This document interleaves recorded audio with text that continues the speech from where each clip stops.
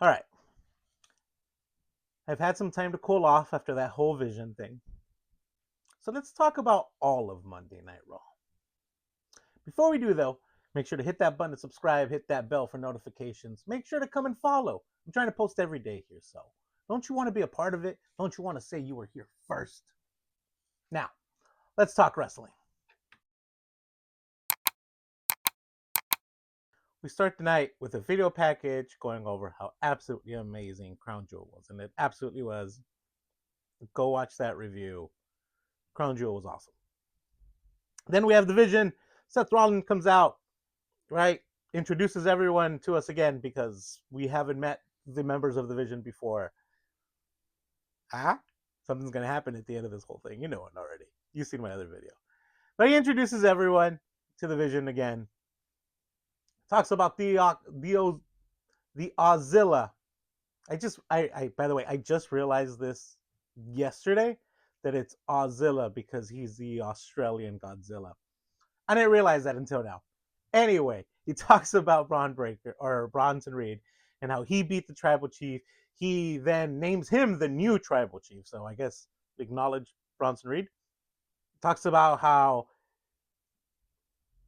a few months back he wouldn't have won because he wasn't the same Bronson Reed that he is now, but with the help of Seth Rollins, he's on another level. Great, perfect. Talks about Bron Breaker, talks about Bron Breaker, talks about how he's going to be a future champion, a future Hall of Famer. This guy's going to be it.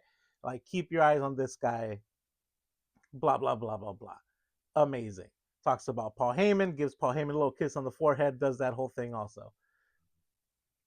He then talks about, and this is the part that was a little weird, talks about how he doesn't need any of these guys, but he chose these guys, right? And then basically talks about how Roman needs a group, but he doesn't need a group. He just chose a group. Weird, cool, whatever.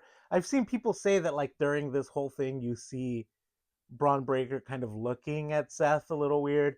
I didn't notice it at the time. Even in hindsight, like I've looked back at it and it's like, all right, that's just kind of how Braun Breaker looks all the time. But I mean, I don't know. Considering what happens later tonight, maybe. So these guys leave, and that's all we're ever going to see of the Vision again tonight. Yeah, right. We then get a small backstage segment with Penta and Rusev talking about the Intercontinental Championship.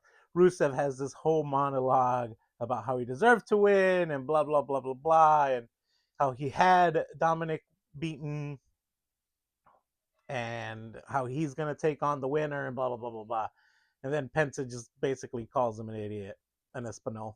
He calls him an idiot and takes off. In the background, after all this, though, you see Dom is rounding the corner and then he sees Rusev and he's like, oh, never mind. And then just backs away into the bushes, Homer Simpson style. It's pretty fun promo. The match was great too. It was Penta against Dominic Mysterio in a great, just high flying, crazy speed match as we expect, right? That match takes a turn because Rusev obviously comes out to interfere, right? He comes out to basically just let his presence be known. Penta sees that Rusev is about to interfere, so he like dives out the ring and like does a splash on Rusev outside of the ring. During this time, Dominic Mysterio is getting ready to run away, right? He grabs his belts from the timekeepers area. He's about to book it just like he did. Was it last week or a couple weeks back when Rusev came out to ringside during one of his matches, right? He was about to book it just like he did then. Notices this whole thing happening between Penta and Rusev. He's like, I can take advantage of this, right? Distracts the timekeeper by like tossing one of the belts to the side. Timekeeper bends up to pick it up. He then grabs the timekeeper hammer, right? Goes back in the ring. The referee is distracted by the fact that he has the Intercontinental Championship, getting ready to use that as a weapon, takes that away, is handing it back to the timekeeper's area. Dominic then uses that hammer that he stole from ringside, hits Penta with it, puts it in his boot. 619, 1, 2, 3. Very smart, very fun ending to this match, right? Like we know that Dom cheats to win, but this is a really clever way of doing it. I really enjoyed it. Next week on Raw, we're going to have Rusev versus Dom. I feel like Penta's going to interfere there. And this is eventually going to lead to a triple threat match, probably at Survivor Series War Games. And there is absolutely nothing wrong with that. So this was a fun match, though. I really enjoyed it. Go watch it if you haven't. We then get a backstage segment with Kairi Sane and Asuka, where Asuka and Kairi are speaking English for some reason, even though they're both Japanese and prefer to speak Japanese. But they're speaking English for some reason because that's the way WWE works. And Asuka essentially is blaming Kairi for their loss at Crown Jewel and then says, no worries, you can make it up to me by beating Rhea Ripley tonight. Then Kairi shows Asuka this like really nasty shiner that she got on her forehead. She has like a big old bruise on her forehead. Says that she got that because she was trying to save Asuka during that match. Asuka then slaps this woman. She slaps the daylights out of this woman, right? Like this friendship is gonna turn sideways, right? Because friends don't slap friends. Just for all the kids out there, just know that friends don't slap friends.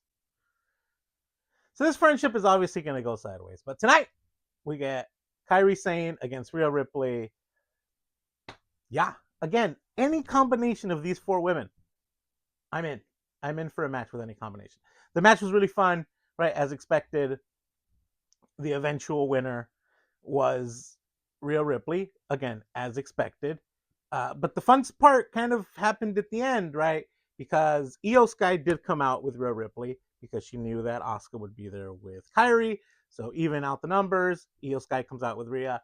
Io Sky is awesome. After the match, the first thing Asuka does after Rhea Ripley wins is blindside Io, right? So Io's out of the calculation, right? She's been blindsided. She's out on the floor. So then they take advantage of this to double team Rhea Ripley. Well, Asuka takes Rhea Ripley outside to the outside to try to kind of beat her up and jump her after the match. Kairi notices what's happening. She goes out, then they double team Rhea. Completely destroy Rhea. I just hit my microphone. I don't care. Completely destroy Rhea. Like to the point where hit her with a candlestick. At the end of it all, they kind of like end. They pull away from the shot and they're like just standing there with the candlestick on Rhea Ripley's throat. So this is obviously not over. So yeah, give me more of these matches. After this, we get yet another backstage segment. This time it's between Jay and Jimmy Uso, right? Where Jimmy is upset because of what Roman said at Crown Jewel once they helped him in his match, right? He's like, why is cousin upset? We were only there to help him. Jay's like, no, he's right. We should be only focusing on our business. You have your business with the Vision, and I have my own triple threat match tonight because, spoiler alert, there's a triple threat match at the main event to determine the number one contender between Jay Uso, CM Punk, and LA Knight. So Jimmy has his own match against Bronson Reed. He's like, you focus on that. I'm going to focus on my own triple threat match. Jimmy's like, oh, so we're on our own. Great. Good to know. Jay's like, that's not what I meant. Whatever. They're upset at each other. Jimmy has his match with Bronson. Really good match. Jimmy's ribs are taped up because that's what happens at WWE. That's the only part that gets injured for you in kayfabe is your ribs. So his ribs are taped up, right, to show that he had a brutal night at Crown Jewel when he tried to help Roman Reigns. Which come into effect with the ending because he tries to pick up Bronson Reed and oh no, Bronson Reed is heavy. So then he falls. He can't pick up Bronson Reed. He falls. Bronson Reed takes advantage of that. Does a couple of jumps on him a few times and then does the tsunami off the top rope. 1, 2, 3. Bronson Reed is the winner. And after this, nothing happens. No big deal. Oh no, except that Braun Breaker is like, oh, we should go and beat him up together. So then they jump Jimmy Uso in the ring, spears him, just destroy Jimmy Uso. It takes about like 5 minutes until Jay's like, all right, maybe I should go and help my brother. So then Jay comes out to help his brother.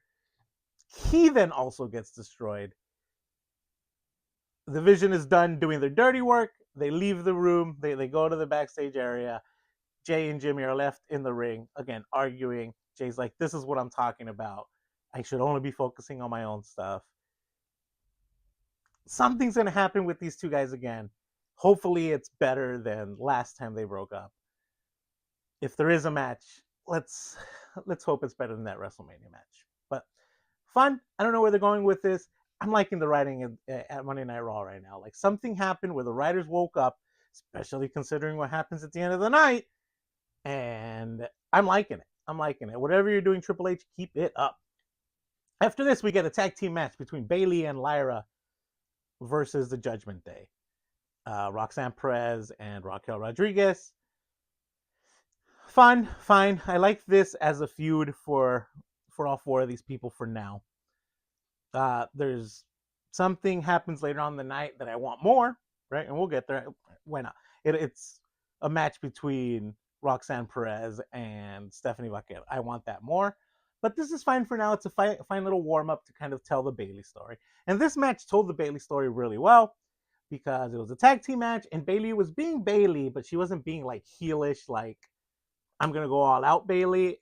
She was being, I don't know, she was being timid Bayley. That's like kind of weird because she was still being Bayley.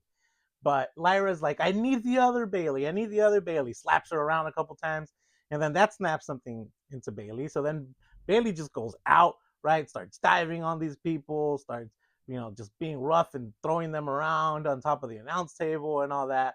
And eventually Bayley and Lyra do win this match because we got that darker, tougher Bayley out of Bayley. I like the way it's going. It's still not 100% connecting with me, but I see the direction that they want to go, and I like it. During this match, like Michael Cole also said something in commentary where he's like, "I've been getting all these weird text messages from Bayley, and sometimes they're really nice, and sometimes they're not." So I get what they're trying to do. It just needs to connect a little bit better, WWE, just a little bit better. So I'm gonna give it some more time. I don't hate it yet. Let's see what happens. We then get another backstage segment with Seth Rollins and the Vision, where he's basically telling them how great they are and what an amazing time they live in, and nothing's ever going to break up the Vision. Fun. I like the way that they were kind of building this, right? Because they were telling the story. We all know what happens at the end. I had a video about it yesterday. If you haven't seen it, go see it. But I like the story they were telling throughout this night because Seth Rollins kept talking about how this group has never been stronger. These four individuals, including Paul Heyman, have never been better, and that they were unstoppable, right? And that was the story he had in his head, and that was the story he was telling. Meanwhile, in the background, Bron Breakker is hearing all of this, and he's like, oh no, this is ending tonight. And it eventually does. So I like it. All of these things kind of slowly building, kind of look over here, but here's what actually happens. And I like the way WWE told this story. We then get a bunch of backstage segments announcing a few matches for next week. We'll have that in a different video. But Maxine Dupree will take on Becky Lynch for the Intercontinental Championship. The Judgment Day will take on AJ Lee and not AJ Lee.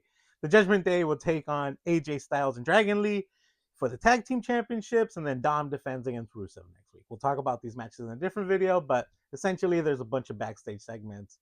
One with Adam Pearce, which is really great. Adam Pearce and Dom and AJ, which leads to those Judgment Day matches. And then there's an interview with Maxine Dupree that talks about that Becky Lynch match. But that's essentially just things that happen in between matches in the background.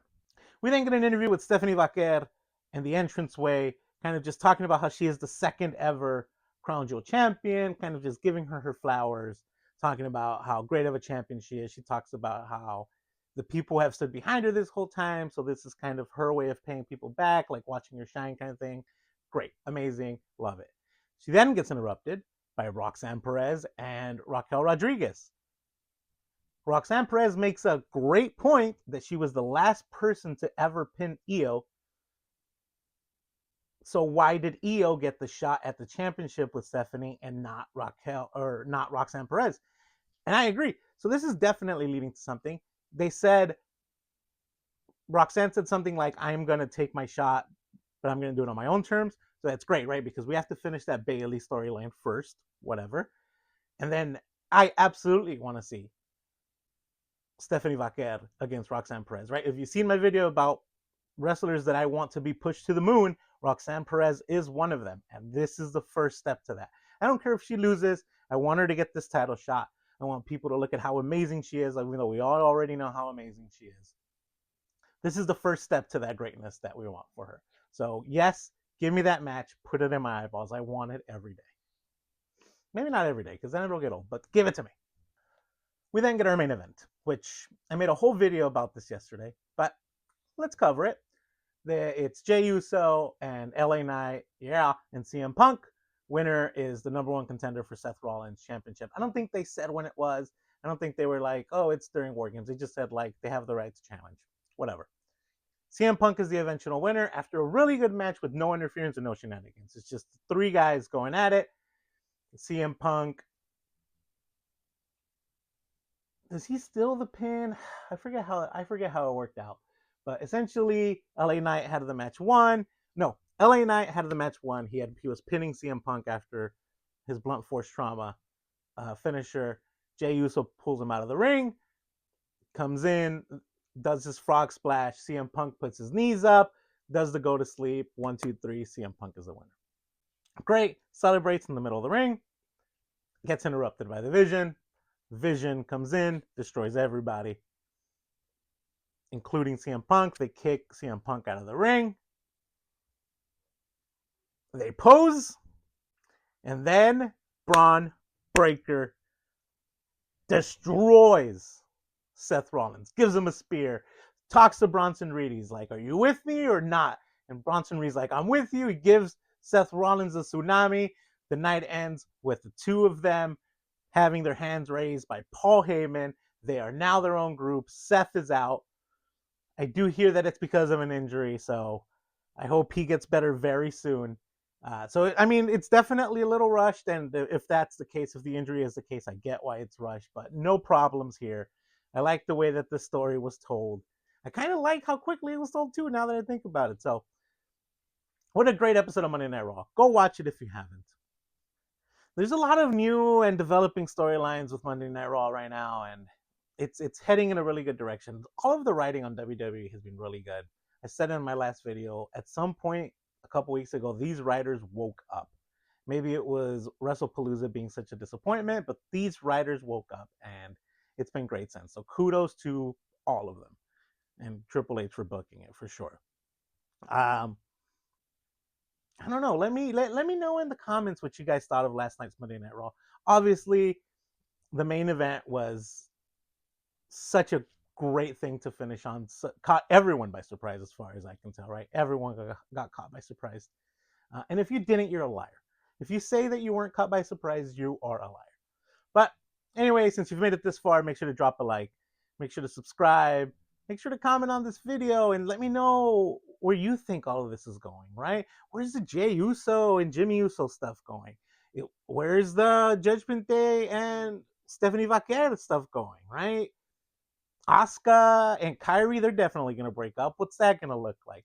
What do you think the War Game matches are going to be? Just, you know what? Let me know what your thoughts are of what's happening with WWE and wrestling in general right now, because I feel like WWE is heading in a really good direction. And we've spent a couple months kind of in a weird place, so I welcome it. Anyway, until next time, thank you guys for joining me. Peace.